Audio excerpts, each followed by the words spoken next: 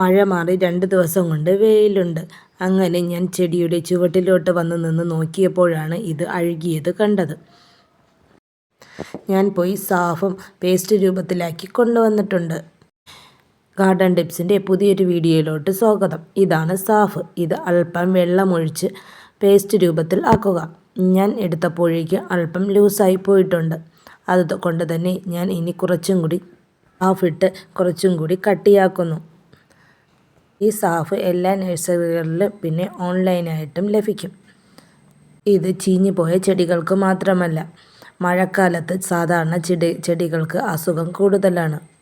അതുകൊണ്ട് തന്നെ ഈ സമയത്ത് നമ്മൾ അല്പമെടുത്ത് വെള്ളം ചേർത്ത് ചെടിയുടെ ഇലകളിലും ചുവട്ടിലൊക്കെ ഒഴിച്ചു കൊടുക്കുന്നത് ചെടിയുടെ ആരോഗ്യത്തിന് നല്ലതാണ്.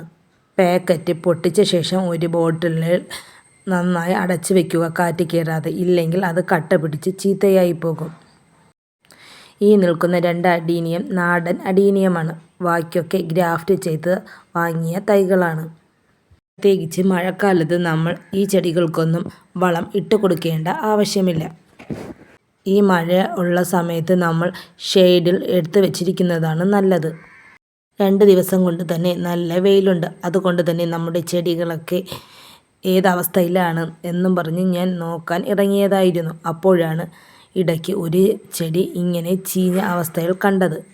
ഞാൻ നേരത്തെ സാഫ് എടുത്തിരുന്നത് നിങ്ങൾ കണ്ടില്ലേ. ഈ ചെടി കേടായ ഭാഗം എടുത്ത് കട്ട് ചെയ്ത് കളഞ്ഞതിന് ശേഷം ചെടി എടുത്ത് നടാമെന്ന് പറഞ്ഞാണ് ഞാൻ സാഫും കൊണ്ടുവന്നത്. അപ്പോഴേക്കും ഇതിൻ്റെ ഒരു ഭാഗം പോലും കിട്ടിയില്ല. മൊത്തവും ചീഞ്ഞു പോയിരിക്കുന്നു.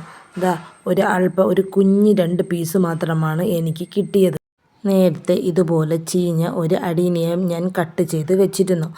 അത് ഇപ്പോൾ ചെറുതായി പൊടിച്ച് വരുന്നുണ്ട്. ഇവിടെ ഒരു ചെറിയ പ്ലാന്റ് നിൽപ്പുണ്ട്. അത് തൊട്ടപ്പോഴേക്കും നല്ല സോഫ്റ്റാണ്. അതുകൊണ്ട് തന്നെ ഞാൻ വിചാരിച്ചു ഇത് ചീത്തയായി എന്ന്. അങ്ങനെ നോക്കിയപ്പോൾ ഇതിന് വേറെ പ്രശ്നങ്ങളൊന്നുമില്ല. അങ്ങനെ ഞാൻ അതെടുത്തതിന് ശേഷം അവിടെ തന്നെ നട്ടുകൊടുത്തു. ഇതിൻ്റെ ചുവട്ടിൽ നല്ല ഈർപ്പമുണ്ട്. അതുകൊണ്ടാണ് അത് അങ്ങനെ സംഭവിച്ചത്.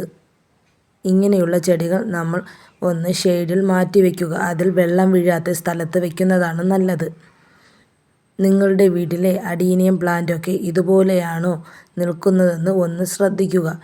മഴക്കാലത്ത് അഡീനിയം അഴുകാനുള്ള ചാൻസ് കൂടുതലാണ്. നേരത്തെ ഈ അഡീനിയത്തിൻ്റെ പ്രൂണിങ് ചെയ്യുന്ന വീഡിയോ ഞാൻ ഇട്ടിട്ടുണ്ട്. അതിൻ്റെ ലിങ്ക് ഞാൻ ഡിസ്ക്രിപ്ഷനിൽ നൽകിയിരിക്കാം.